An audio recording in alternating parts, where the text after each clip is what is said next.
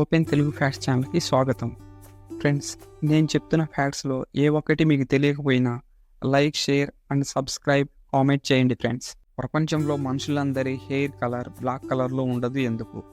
కొంతమంది హెయిర్ రాగి రంగులో ఉంటే మరికొంతమంది హెయిర్ గోల్డెన్ కలర్లో ఉంటుంది. ఎందుకంటే వాతావరణాన్ని బట్టి హెయిర్ కలర్ మారుతూ ఉంటుంది. బాగా ఎండ ఉండి వేడిగా ఉండే ప్రాంతపు మనుషుల యొక్క బాడీ కలర్ కానీ హెయిర్ కలర్ కానీ నల్లగా ఉంటుంది. చల్లగా ఉండే ప్రాంతపు మనుషుల యొక్క హెయిర్ కలర్ వైట్గా ఉంటుంది లేదా బ్రౌన్ కలర్లో ఉంటుంది. అసలు నల్లగా ఉండే జుట్టు తెల్లగా ఎందుకు మారుతుందో చూద్దాం. కెరాటిన్ అనే పదార్థం హెయిర్లో ఉండటం వల్ల హెయిర్ అనేది నల్లగా ఉంటుంది. కెరాటిన్ లోపిస్తే జుట్టు నల్లటి రంగు కోల్పోతుంది. అలాగే ఏజ్ పెరిగే కొద్దీ కెరాటిన్ ఉత్పత్తి కూడా తగ్గుతుంది. అందువల్ల జుట్టు తెల్లబడుతుంది. కేవలం ఏజ్ పెరగడం వల్ల జుట్టు తెల్లపడుతుందంటే అది మీరు పప్పులో కాలేసినట్టే. ప్రూఫ్ లేదు సార్, ప్రూఫ్లు మీరు ఏమైనా జిల్లా జడ్జా? ఇక ఇతర కారణాల వల్ల కూడా హెయిర్లో కెరాటిన్ ఉత్పత్తి తగ్గిపోవచ్చు. ప్రస్తుతం ఉన్న లైఫ్ స్టైల్ని బట్టి ప్రెజర్ తీసుకోవడం, విపరీతంగా ఆలోచించడం, శరీర ధర్మంను బట్టి లేదా వంశపార్యపరం వల్ల కొందరికి చిన్నతనంలోనే జుట్టు నెరిసిపోతూ ఉంటుంది. అయితే ఇలా జుట్టు నెరిసిపోవడం అనేది ఒక వ్యాధి కాదు. కొంతకాలం తర్వాత నిజంగా పెట్రోల్ దొరకదా?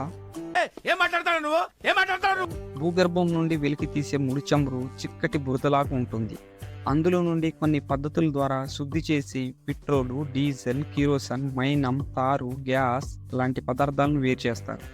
పెట్రోల్తో సహా ముడి చమురు ఉత్పత్తులను ప్రపంచంలో చాలా ఎక్కువగా వాడుతున్నారు.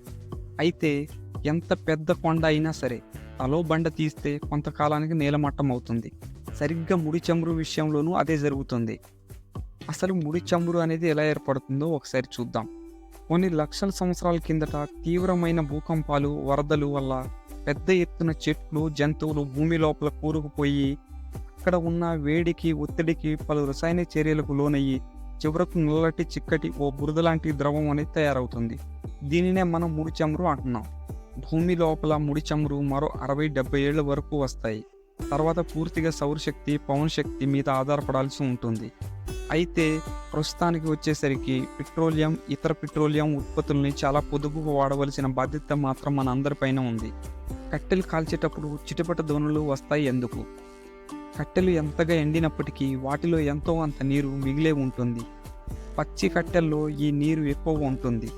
కట్టెలను కాల్చేటప్పుడు నీరు వేడికి ఆవిరి రూపంలో మారి కట్టెలను ఒక చోట చేరుతుంది. అప్పుడు కట్టెల్లో నీటి ఆవిరి ఇరుకుగా అయిపోతుంది. దానితో అది సహజంగానే అది కట్టె నుండి బయటకు పడేందుకు ఎలాంటి దారి లేకపోవడంతో చివరకు కట్టెలను పగలగొట్టుకొని నీటి ఆవిరి బయటపడుతుంది.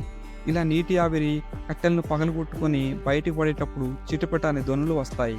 ఎండని కట్టెలను, పచ్చి కట్టెలను కాల్చినప్పుడు ఈ చిటపట ధ్వనులు మరింత ఎక్కువగా స్థాయిలో పుడతాయి. దానికి కారణం అలాంటి కట్టెల్లో నీరు ఎక్కువగా ఉండటమే. చైనాలో పిచ్చుకలు ఒక సంవత్సరంలో 6.5 కేజీల బియ్యం గింజలు తింటున్నాయని, ఆ ధాన్యం అంతా కాపాడితే సుమారు 60,000 మందికి ఆహారం దొరుకుతుందని సుమారు 30 లక్షల పిచ్చుకలను చైనా వాళ్ళు చంపేశారు. చెట్లపై వాలకుండా డబ్బాలు కొట్టి తరిమేశారు. పిచ్చుక గుడ్లను పగలగొట్టేశారు.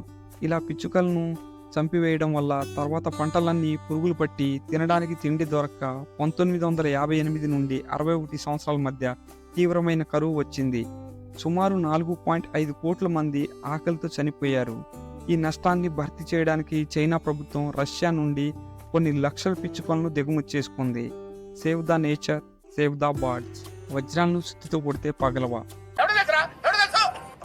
వజ్రం చాలా గట్టిగా ఉండే పదార్థం అయినందువల్ల దానికంటే గట్టి పదార్థం లేకపోవడం వల్ల వజ్రాన్ని వజ్రంతోనే కోయడం తప్పనిసరి అయ్యింది. లేదా ఇప్పటి టెక్నాలజీని ఉపయోగించి లేజర్ కిరణాల వంటి సాయంతో సానబెడుతున్నారు. అయితే వజ్రాలను కోయడం కష్టమే. అయినప్పటికీ వాటిని పగలగొట్టడం మాత్రం సులభమే. సుత్తి లాంటి దాంతో వజ్రాన్ని గట్టిగా మోదినప్పుడు అనేక ఇతర పదార్థాల్లాగే అది కూడా పగులుతుంది. అవునా? వజ్రానికి సంబంధించింది మరొక విచిత్రమైన విషయం ఏంటంటే, దీన్ని ఏదైనా ఒక పాత్రలో ఉంచి ఆ పాత్రను 763 డిగ్రీల సెంటీగ్రేడ్ దాకా వేడి చేసినప్పుడు ఆ పాత్రలోని వజ్రం ఎలాంటి ఆనవాలు లేకుండా పూర్తిగా ఆవిరై గాల్లో కలిసిపోతుంది. ఏమిటండి మీరు మాట్లాడేది? భూగర్భం లోపల పొరల్లో ఒక వజ్రం తయారయ్యేందుకు 100 కోట్ల సంవత్సరాలు పైగా పడుతుంది. అదే వజ్రాన్ని 763 డిగ్రీల సెల్సియస్ దాకా వేడి చేస్తే చాలు, క్షణాల్లో మాయమైపోతుంది. ఇది చిత్రంగా లేదు.